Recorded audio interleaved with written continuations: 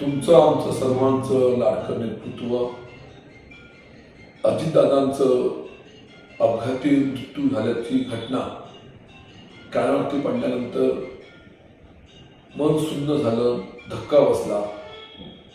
ही दुर्दैवी घटना पवार कुटुंबियांना, बारामतीकरांना नक्कीच जवळची आहे, पण आमच्यासारख्या महायुतीच्या कार्यकर्त्याला दुःख आणि वेदना देणारी घटना आहे. मी गेली 15 वर्ष विधानसभेमध्ये आमदार असताना कार्यकर्त्यामधला नेता, शिस्तबद्ध नेता असं मी अजितदादांना जवळनं पाहिलेलं आहे.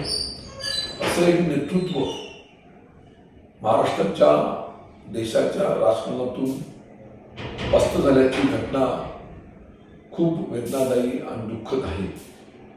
भविष्यातल्या काळखंडामध्ये नक्कीच ही दुर्दैवी घटना, प्रसंग भरून निघणार नाही असं मोठं नुकसान या देशाचं, महाराष्ट्राचं झालेलं आहे, पवार कुटुंबियांचं झालेलं आहे. मी स्वतः आणि माझा शिवसेना पक्ष त्यांच्या दुःखामध्ये सहभागी आहे. असं नेतृत्व निर्माण होणार नाही आणि म्हणून त्यांच्या दुःखामध्ये कुटुंबियांच्या, बारामतीकरांच्या, महाराष्ट्राच्या आम्ही त्यांना श्रद्धांजली वाहतो.